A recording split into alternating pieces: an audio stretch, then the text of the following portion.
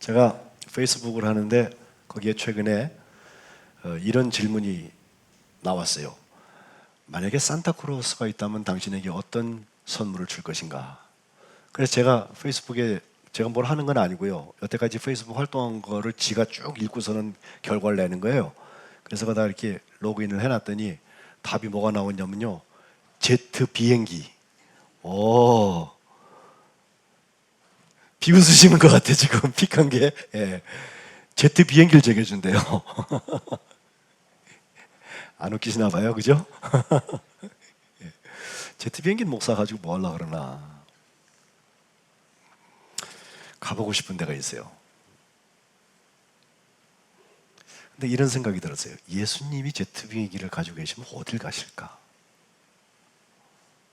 예수님이 성탄하신 것도 제트 비행기 정도가 아니죠. 예? 무한에서 유한을 향하여서 오셨고, 빛이 어두움 가운데 오셨고, 생명이 사망 가운데 오신 것입니다. 이거는 불가능한 것을 뚫고 오신 것이거든요. 그런 이 엄청난 사건이 2000년 전에 유대 땅에 있었다. 그게 아니고 바로 저와 여러분에게 일어나는 사건일 텐데, 이것은 뭐 성탄절 되니까 선물 주고받고 편지 주고받고 뭐 이렇게 흥얼흥얼거리고 홍청망청거리는 그런 절기의 문제가 아니고, 나의 삶 전부를 들여서 나와 함께 하시는 그분 예수님, 제트 비행기를 타고 오시는 게 아니라 우리의 영혼 한 깊은 한 가운데 오셔서 나의 주인이 되신 예수님, 그분을 맞이할 준비를 하는 것입니다. 그것은 역사를 기원 전과 기원 후로 바꿔놓은 사건이고, 그것은 저를 하나님의 자녀와 결국 멸망받을 백성을 구분하는 자리에, 양과 염소를 구분하는 자리에, 곡식과 가라지를 구분하는 자리에 두게 되는 시금석의 사건인 것입니다. 저는 오늘 예배하시는 여러분들이, 우리 석관주의교회 모든 교우들, 예수 그리스도의 사람들이 다 되어서 성탄의 주인공들로 거듭나시기를 주님의 이름으로 축복합니다. 지난주에 우리 부목사님들을 통하여서 여러분 오늘 같은 본문의 말씀을 읽었는데, 제가 참 은혜를 많이 받았어요. 여러분도 은혜 많이 받으신 것 같아요. 정말 지난주에 우리 석관제일교회에 일어나는 그 예수님의 함께와 안디옥 교회의 함께가 어떤 관계를 가지고 있는지 여러분 보십니까? 이 안디옥이라는 곳이 얼마나 중요한 곳인지 아세요? 제가 보기에는 예루살렘보다 더 중요해. 예루살렘에서는 예수님의 역사가 나타났고 예수님의 제자들이 처음 성령 받아서 처음 교회가 시작된 곳이다. 거기까지는 좋은데, 이 복음이 함께 가면서 안과 밖을 아우르기 위하여서, 예? 함께 한다고 그랬고 우리끼리 좋은 공동체 만들고 끝나는 게 아니에요. 그 안에서 일어난 일들이 바깥과 어떻게 연결될 것인가, 이걸 위해서 가장 중요한 거점, 첫 번째 출발점이 바로 그 안디옥입니다. 안디옥이라는 도시의 과거의 이야기를 쭉 보면서 여러분 지도와 함께 보면요, 이 도시는 독특한 도시예요. 그 당시에는요, 로마 영에 있었던 도시 중에서 가장 큰 세계 도시가 있었다면 저 맨쪽 위에 있는 로마와 아래쪽에 있는 알렉산더, 이게 두 번째 도시고, 세 번째 도시가 오른쪽에 별표가 되어 있는 그곳인데 바로 거기가 안디옥입니다. 물론 성경에는 이 안디옥만 나온 것이 아니라 저 비시디아의 안디옥이 터키 살짝 서쪽에 하나 더 나오긴 하지만, 그 안디옥은 나중에 보기로 하고, 지금 이 동쪽에 있는 시리아의 안디옥, 지금 지도로 볼 때에는 터키 가장 남쪽에 있는 안디옥이라는 곳입니다. 그곳은 오론테스 강의 동쪽에 있는 고대 도시였는데, 그 오론테스가 지금은 아시라는 강이 되어져 있고 이름이 바뀌어져 있고, BC 300년경에 한 4세기, BC 4세기경에 수리아 왕이었던 셀레오코스 1세가 자기 아버지였던 안티오코스, 거기서 안디옥이라는 말이 나와요. 자기 아버지를 기리기 위하여서 헬라식 수도를 여기저기 많이 세웠거든요. 그 중에 하나가 이 안디옥인 것입니다. 그 당시에 세 번째로 큰 도시라고 그러는데, 로마라는 큰 나라에서 세 번째 큰 도시가 얼마나 훌륭한 도시였는지, 실크로드가 서방 출발점이 바로 저 안디옥이었고요. 또 동쪽에 있는 동방의 여왕, 동양의 여왕이라고 이름이 불릴 만큼 그렇게 화려하고 문화, 경제, 뭐 종교 모든 것에 집중되는 그런 큰 도시였습니다. 교회사에도 로마와 알렉산드리아와 예루살렘 그리고 이스탄불이라고 하는 지금 그 당시엔 콘스탄티노플이라고 했던 동쪽 교회, 정교회 쪽에 수도가 되었던 것과 함께 이 안디옥은 굉장히 중요한 역할을 했습니다. 동그라미 2개 있는 그림 하나 보여주겠어요? 알렉산드리아 학파와 안디옥 학파. 예, 여기 안디옥이 오른쪽에 빨간색이고 알렉산드리아가 이제 왼쪽에 초록색 아니겠어요? 이게 초대 교부들이 모여서 우리가 지금 믿고 있는 이 모든 성경을 작업을 비롯해서 모든 교리 작업 같은 거에 기초를 마련했던 2개 큰 학파였거든요. 그러니까 로마에도 물론 나중에 큰 회의들이 열리지만은 뭐 니케아나 칼케돈이나 300년, 400년 쭉 지나가면서 생겨지는 모든 회의의 기초는 바로 처음 교부들이 여기서 활동했던 것입니다. 526년 5월 29일 날 거기에 그 당시에 동로마라고 하는 큰 나라였는데 거기에 지진이 크게 나가지고 이스탄불이 한번 왕창 무너져서 그 당시 인구가 한 25만에서 30만 가량 됐다고 그러는데 수많은 사람들이 죽고 그 이후에 막 십자군 전쟁이 일어나고 또 오스만 터키에서 거길 점령을 하고 이런 역사의 그 모든 수레바퀴를 따라서 결국 안디옥이라는 도시는 지금 굉장히 조그만 도시로 터키 남부의 아주 변방 도시로 전락해버리고 말았지만 복음이 전파되기 위해서는 이 도시가 굉장히 중요한 도시인 것입니다. 이유는 오늘 보면 맨 마지막에 나오는 것처럼 거기서 우리들의 이름이 생겨졌는데 그리스도인이라고 하는 거기는 뭐 목사냐 전도사냐 장로냐 권사냐 집사냐 이런 직분의 얘기가 아니고 우리가 성도라고 말하는 하나님 나라의 백성, 하나님의 아들, 하나님의 딸 되는 그리스도인이라고 하는 칭호가 처음 거기서 불림받았고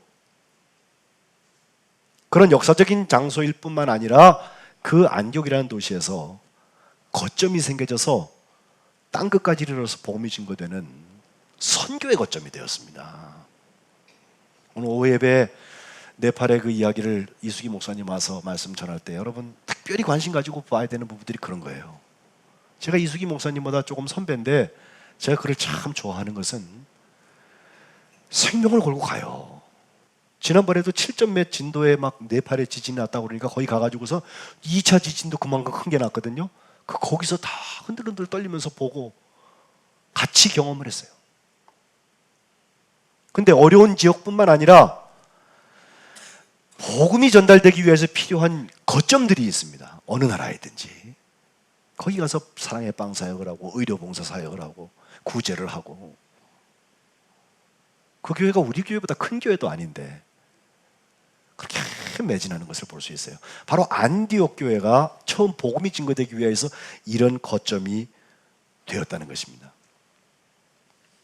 오늘 본문 19절에 보니까 그때 스데반으로 인하여서 일어났던 환란, 이것은 스데반의 순교를 말합니다. 그래서 스데반과 똑같은 꼴이 되기 싫으니까 사람들이 흩어지기 시작을 했는데 사도 12만 남겨놓고서 다 이제 다른 지방으로 보냈다고 그랬는데 그때 도피된 사람들이 갔던 곳들이 지역들이 쭉 나와요.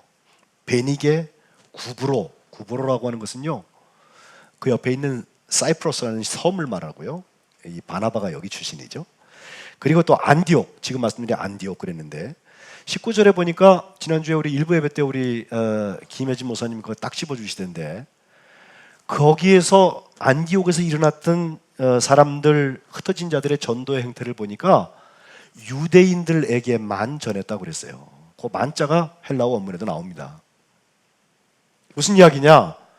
동족이니까 말이 통하니까 우리끼리 할 수 있는 사람들이니까 자연스럽게 모여진 곳에 복음을 전했다는 거예요. 근데 안디옥에서는 그게 끝이 아닙니다. 20절에 보면 구브로와 구레네 몇 사람이 안디옥에 이르러라고 그랬는데 저는 이 몇 사람의 이름이 없어요. 그러나 정말 소중한 사람들입니다. 마치 2주 전에 고넬료라고 하는 사람과 베드로라고 하는 사도 사이에 하나님께서 동시상영의 그 환상을 주셔가지고서 보자기에 그릇에 무슨 동물 나오고 부정한 거 깨끗한 거 이 기억나시죠? 그래갖고 거의 신방 가가지고서 거기서 성령 세례 역사를 보게 하시고 거기서 레마의 말씀 사람을 구원하는 말씀을 함께 나눌 수 있도록 하나님 기회 주시고, 그게 교회죠.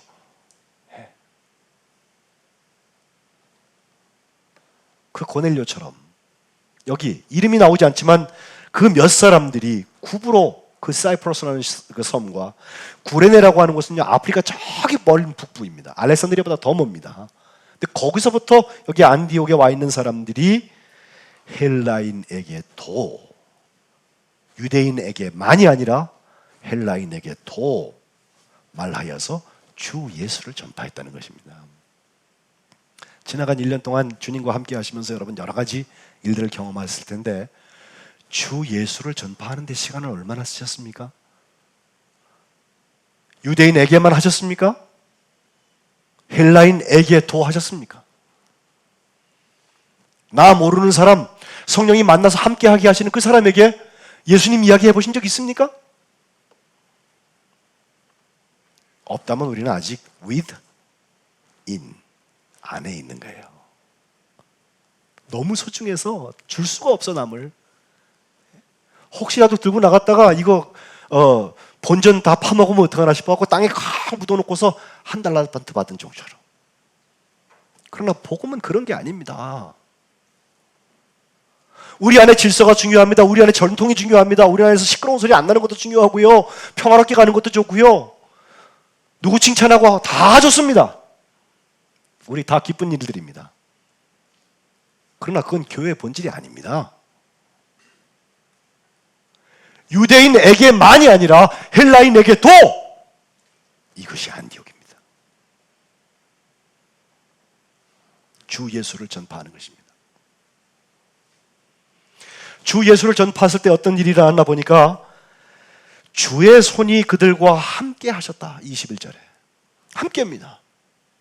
우리가 전하지만 전한 것은 우리가 무슨 감명감화에 언어 화술이 좋고 많이 물질을 투자하고 그들에게 정성을 들이고 공을 들여서 그 결과로 그들이 감명을 받아서 속된 말로 꼬셔서 교회 나오는 것이 아니라, 꼬셔서 예수님이 소개되는 것이 아니라, 나는 전했는데 주의 손이 그들과 함께 하셨다는 것입니다. 이런 게 기적이죠. 이런 게 믿는 거죠. 내 한계 안에서 within 하려면 혼자 하세요. 주님은 여전히 without, 바깥으로 나가라는 거예요. 그리고 내가 이전까지 경험하지 못한 세계를 준비하고 계세요. 어쩌면 예수님이 세상에 오셨을 때에는 그와 같이 낯선 곳에 조용할 때 오셨던 것 같아요. 주 예수를 전파할 때 주의 손이 그들과 함께 하셨을 때 어떤 결과가 나타났습니까? 우리가 계속 보고 있는 교회의 부흥의 역사가 나타나는데, 수많은 사람들이 믿고 주께 돌아왔다는 것입니다. 주님의 손이 함께 하시면 믿고 주님께 돌아오는 역사가 나타납니다. 당회할 때 제가 주님 앞에 가장 죄송스러운 게 그거예요. 새로운 가족이 한 해에 얼마나 있었나, 우리 교회가 얼마나 전도하는 교회였나, 영혼 구원에 우리가 얼마나 집중했나. 여전히 유대인에게만 하고 있는 교회가 되어 있다면, 이제부터는 헬라인에게도, 그리하면 주님께서 우리가 주 예수를 전파하는 그 자리에 주의 손이 함께 하셔서 믿고 주께 돌아오는 역사를 이루실 줄로 믿습니다. 이 일에 쓰임받는 주의 일꾼들 되시기를 주님의 이름으로 축원합니다. 여러분도 보셨을 텐데, 알브레흐트 듀이러라는 사람이 기도하는 손을 그린 그림이 있어요. 저 그림인데 제가 고증을 하려고 찾아봤더니 그런 얘기가 사실 없던데, 전해지는 얘기에는 그런 얘기가 있어요. 이 알브레흐트 듀이러라는 사람이 그림 공부를 하기 위해서 애를 쓰다가 정말 가난했기 때문에 돈벌이를 해서 그림을 배워야 됐는데 한스라는 친구를 만났대요. 그래서 둘이 같이 기숙을 하면서 둘 다 공부를 해야 되는데, 한스라는 친구가 보니까 우리가 버는 돈 갖고 둘 다 공부할 수가 없다 싶어서 알브레흐트, 네가 먼저 공부해라. 나 그동안 내가 돈 벌어갖고서 너 댈게. 그래서 열심히 일을 했어요. 나중에 네가 성공해갖고 좀 잘 팔리는 그림, 유명한 화가가 되면 그때 우리가 경제적으로 여유가 있을 테니까 나는 그때 공부하면 되지. 그렇게 해서 순서를 정했대요. 뒤로가 그것을 할 수 없다고 겨절을 하지만 한스가 정말 진심으로 둘 다 못할 수는 없는 거 아니냐 해서 그는 일을 하고 뒤로는 그림 공부에 전념했다는 것입니다. 공부에 전념한 뒤로가 이제 학교를 마칠 때쯤 되었습니다. 꽤 공부를 열심히 해서 훌륭한 화가가 되었습니다. 그의 그림이 팔리기 시작했습니다. 이제 뒤로가 한스, 자기를 위해서 후원했던 그 한스를 위해서 뒷바라지를 다시 시작해야 될 차례가 됐어요. 그래서 그 한스가 일하고 있는 현장을 찾아간다고 그 집을 갔더니 한스는 그 밤에도 두 손을 이렇게 모으고 기도하는 거예요. 근데 기도의 얘기가 그래요. 하나님, 제 친구 뒤로가 이제 공부를 마치고 그림이 팔리기 시작하는 좋은 화가가 되게 해주신 거 감사합니다. 저의 손은 노동하느라고 이 손마디가 다 뒤틀려 버려서 이제 더 이상 그릴 수가 없게 됐지만 저 뒤로가 앞으로도 더 유명한 화가가 될 수 있도록 하나님 함께 해주세요. 그렇게 기도했대요.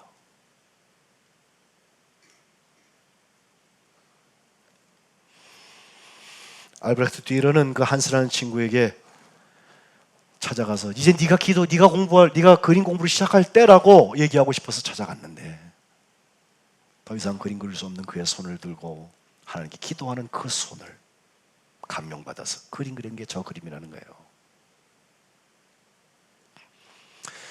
에피소드가 진 위에 대한 얘기는 제가 모르겠어요. 그런데 저는 이 알브레흐트 뒤로가 저 손을 그린 그림에 주의 손이 함께 하심에 많은 사람들이 감명을 받게 하잖아요. 그런 이야기가 있었다면 정말 감명스럽지 않습니까? 친구를 위해서 자기의 목숨을 버리면 이에 더 큰 사랑이 없다고 주님 말씀하시고 이 땅에 오셔서 성탄하신 다음에 세상 부귀영화 다 누리고 좋은 자리 다 차지하고 가신 것이 아니라 죄 없으신 분이 죄인들을 위하여서 저 십자가에서 멸시와 모멸과 그 부끄러움을 다 참으시고 다 이루었다 마지막 숨을 내쉬는 예수님의 십자가잖아요. 그게 복음이잖아요.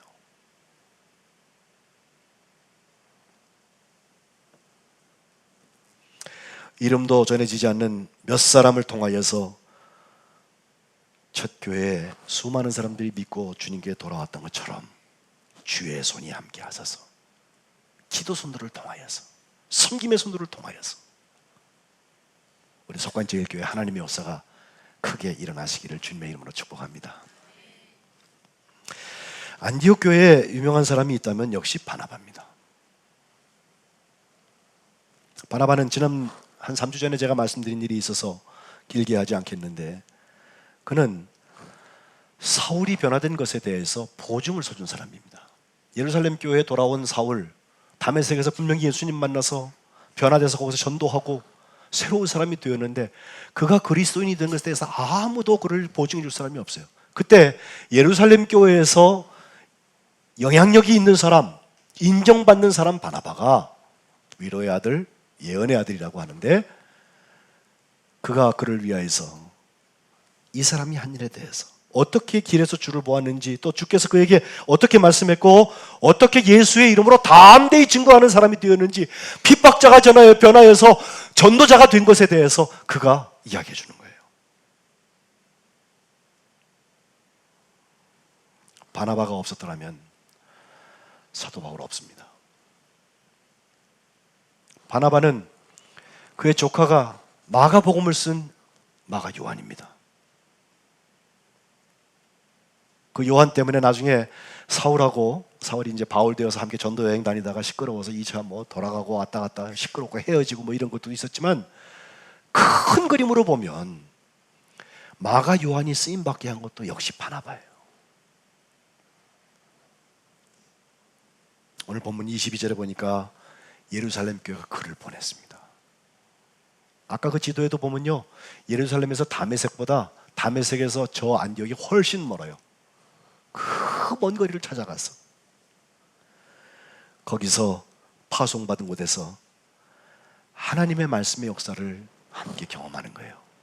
그런데 제가 놀랍게 보는 거 하나는요, 22절에 보면 안디옥까지 갔던 바나바가 제일 먼저 본 게 뭐였을까 하니까 하나님의 23절에 하나님의 은혜를 보고 기뻐했다고 그랬어요.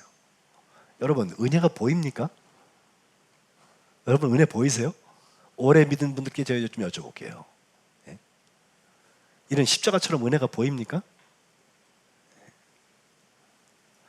그런데 분명히 은혜의 현상이 있죠. 은혜의 현상 중에서 가장 큰 은혜의 현상이 있다면 내가 용서받은 거예요. 그거 아세요? 내가 죽을 수밖에 없는 죄인인데 예수님의 보혈로 내가 죄인이 아닌 것으로 주님이 믿는 믿음 하나 보시고 구원받은 자리에 옮겨놓으신 거, 그게 은혜예요. 그게 움직이지 않는 사람은 첫사랑 잃어버린 겁니다. 잊어버릴 게 따로 있지. 그 하나님의 은혜가 나에게만 역사하는 것이 아니라 저 안디옥에 유대인에게뿐만 아니라 이방인에게도 역사하는 것을 보고 기쁨이 생겼습니다. 그래서 그들에게 권면한 사람이 바로 바나바예요. 권면할 얘기는 다른 얘기하는 거 아니에요. 이 권면이 권사권자예요. 굳건한 마음으로 주와 함께 머물러 있어라. 다른 얘기 할 거 없어요. 이 얘기하면 돼요. 굳건한 마음으로 주님과 함께 머물러 있자. 그럼 주님 성탄하세요. 마구간이라도. 그러면 밖으로 나오세요. 정말 사울처럼 완악한 마음을 가졌다는 사람이라 할지라도 주님이 이방인을 위한 그릇으로, 택하신 그릇으로 준비하시고 바꿔놓으세요. 주의 손이 함께 하심에 많은 사람들이 믿고 주께 돌아왔다는 거예요. 이 지역에 이제 150세대, 200세대 사람들이 들어온다고, 예? 새로운 이주민들이 생길 거라고 우리는 다 알고 있어요. 집 짓고 있는 거 보니까. 들어오면 뭐예요? 그들 중에 변화의 역사가 나타나야지. 그러려면 바나바가 필요한 것입니다. 그 바나바는 24절에 보니까 착한 사람이라고 했습니다. 착하게 보이는 사람이 아닙니다. 착한 사람입니다. 또 충만한 것이 있었는데 성령과 믿음이 충만했고 그 사람 때문에 큰 무리가 죽게 더하여졌다는 것입니다. 우리 교회 그 사람 때문에 큰 무리가 죽게 더해지는 사람 누굽니까? 주님은 그분을 주목하고 계십니다. 이것보다 앞서는 가치가 없습니다. 바나바가 몇 살이었냐? 바나바가 예수님을 봤냐? 바나바가 예수님의 12제자에 속했냐 안 속했냐? 중요하지 않습니다. 안디옥에서는 예루살렘 교회에서 보냄받은 바나바가 안디옥까지 가서 본 것은 은혜 때문에 기쁨이 있었던 것이고 구원받는 사람들의 그 이야기 때문에 마음이 뛰는 거예요. 그게 교회입니다.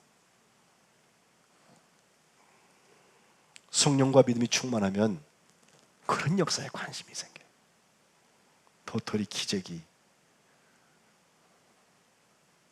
맨날 도안이면 그 밥에 그 나물 아니에요.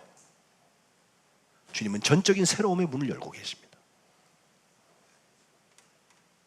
그래서 큰 무리가 죽게 더하여진다는 것입니다. 저는 교회의 본질을 여기서 봅니다. 다른 것도 해야죠. 하지 말자는 거 아니에요. 그러나 이것에 앞서는 가치가 없어요. 함께를 잘 살아내기 위해서는 바나바에게 보여지는 것이 인내입니다. 결국 그는 61년도에 시리아의 구브로 살라미스라는 곳에서 회당에서 말씀을 전하다가 유대인들이 찾아와서 그를 바닥에 쓸어 넘어뜨리고 끌고 나가서 가장 비인간적인 고문을 한 다음에 돌로 쳐서 죽였다, 혹은 목에 밧줄을 매서 화형시켰다. 전설은 그렇게 전하고 있습니다. 그는 그렇게 갑자기 갔을 수 있어요. 그러나 그가 전도했던 자리, 그가 낳았던 한 사람, 사울, 마가 요한, 거기엔 생명의 역사가 있어요. 주님이 함께 하시는 역사가 있어요. 대통령의 장로님이라고 해서 되게 기대했는데 결국은 지난주에 돌아가시더라고요.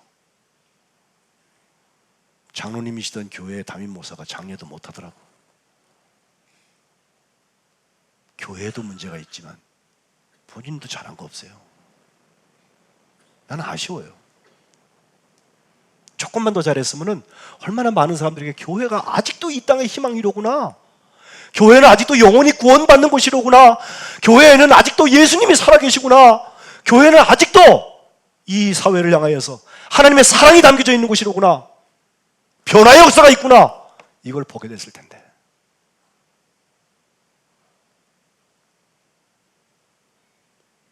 바나바 한 사람이 있었으면 참 좋았을 것을 아쉬움이 남습니다. 그리고 안디옥 교회에서 사울을 봅시다. 사울은 지금 다소에 가 있습니다. 그게 고향입니다. 거기서 잔뼈가 굵었고 아마도 유대인에게만, 헬라인에게도의 도식이 있다면 사울은 다소에 가 있으면 자기 고향이니까 가장 편해요. 보호받을 수도 있고요. 근데 within, 자기의 고향 속에 머물지 않았어요. 그것을 촉발시킨 사람이 바로 바나바예요. 찾아갔습니다. 그리고 가서 그를 만났습니다. 그리고 그를 다시 안디옥까지 데리고 옵니다. 이것도 짧은 거리 아니에요. 그리고 안디옥에 와서 1년 동안 함께 있으면서, 모여 있으면서 큰 무리를 가르쳤다라고 했습니다.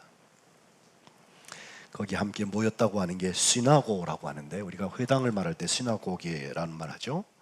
또 가르쳤다는 말이 디다스코인데 디다케라는 사역이 거기서 나옵니다.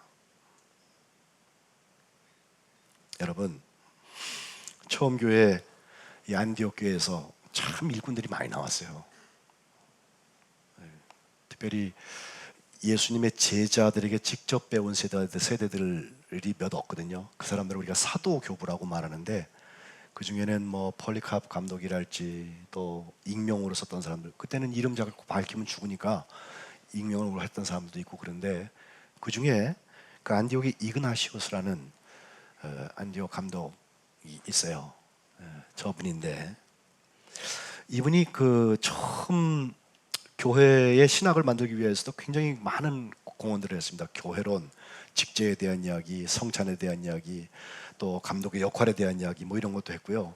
우리가 잘 알고 있는, 우리가 안식일을 지켰던 유대인들과 달리 주일을 지키잖아요 지금. 이것에 대해서도 그가 제일 먼저 언급했던 사람으로 보여지고, 성만찬 오늘 오후 예배하게 되는데 그것은 죽지 않는 약이다, 불멸의 약이다 라는 아주 유명한 표현을 했던 분이고, 또 캐톨릭 처치라고 말해서 이것은 로마 캐톨릭,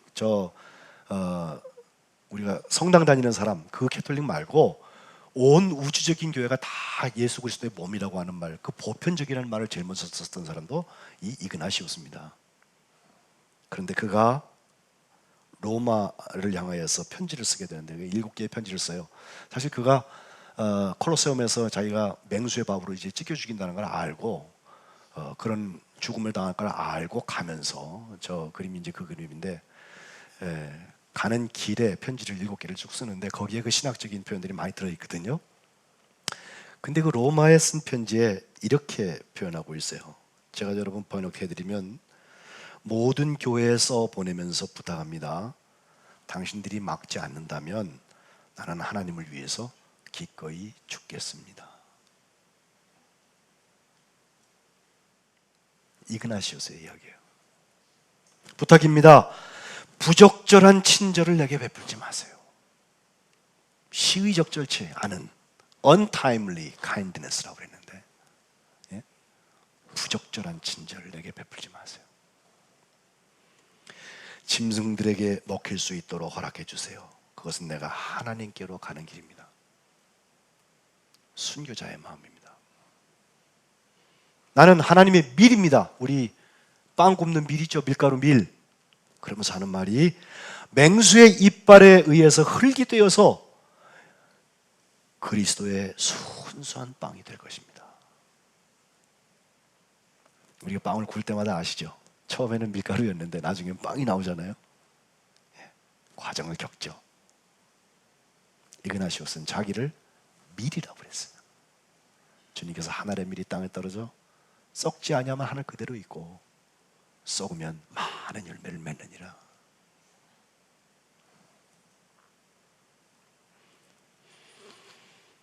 (3세기에서 4세기를) 살았던 요하네스 크리소스토모스라는 사람도 저 안디옥 출신입니다. 이분은 독사토 테오판톤 에네켄, 모든 것에서 하나님께 영광, 모든 것에서 하나님께 영광, 그 말을 남기고 하나님의 부르심을 받았습니다.